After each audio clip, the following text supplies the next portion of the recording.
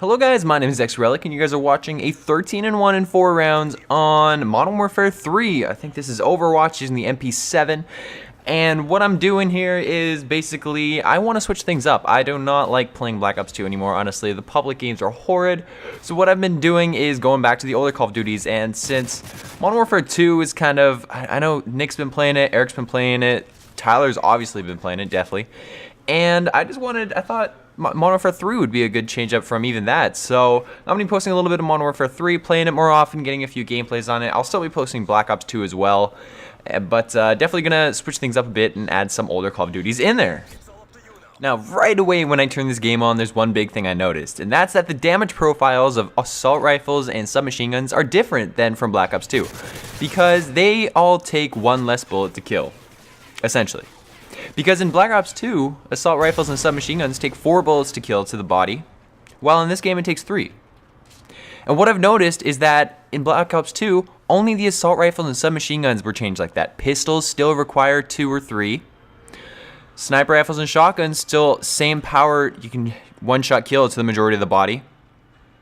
And having nerfed the assault rifles and submachine guns in Black Ops 2 really makes all the other guns better in comparison, which I think might be a big problem of Black Ops 2. Honestly, the damage profiles of those two categories of guns, which should be the most balanced and most widely used. I mean, there's a reason that armies don't equip their soldiers with pistols and sniper rifles. It's just not as practical as running around and having an assault rifle or a submachine gun. So when they changed in Black Ops 2 and made all the other guns better in comparison, and I think that's really thrown off the balance of the game a little bit. I think that's what makes the game a little bit tougher and a little bit harder to enjoy, is because when you're using these guns, you get one shot killed a lot faster because you can't kill them as fast, which is unfortunate, honestly. I think that's why quickscoping is really popular in Search and Destroy in Black Ops 2, because you can get that quickscope off. You have more time, basically. Instead of dying in 3, you die in 4, which gives you that extra bullet of time to get the quickscope off, and you're going to get more kills like that, or at least the snipers do, which is unfortunate. And I honestly think that in Call of Duty Ghosts, they better return to the 3-bullet kill in these categories of guns, because honestly I think that's the best way to do it. I think that's the best balance in terms of gun damage. And obviously once Black Ops 2 came out, there's certain things like I can complain about this, but there's no way at any point in time that they would have patched that in Black Ops 2. That's such a gigantic game influencing thing that they can't go from 4 bullets to 3 bullets, because that's such a twist in the game from when it was first released, and it's too big of a change. And I think that comes with a lot of different things. In fact, the biggest change I've ever seen that happened mid-game in a Call of Duty was the sitrep patch. And that was game-breaking almost. That changed the entire layout of Modern Warfare 3, especially in Search and Destroy. But I think that overall, those big changes have to happen before the game is released, which is why when I think of something that I think should be in the game, a big thing, I try my best to even just tweet it to some developer or some person with some influence level in the development of a Call of Duty game.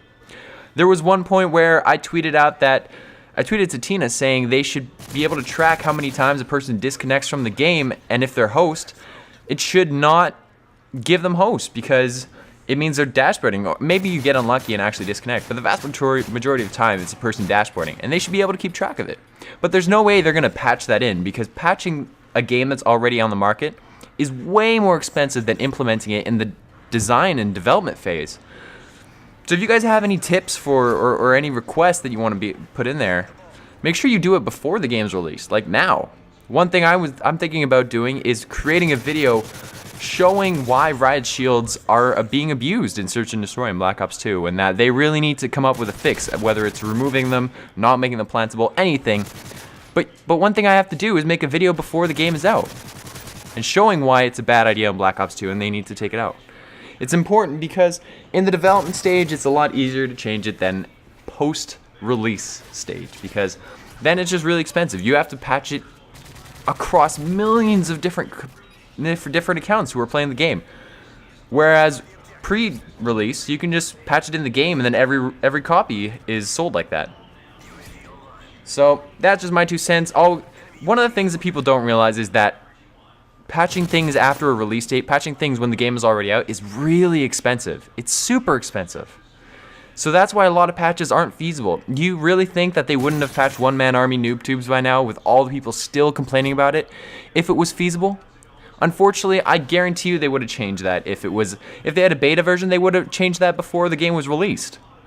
But unfortunately, sometimes it's just not viable. It's so expensive to make a change like that you just can't do it.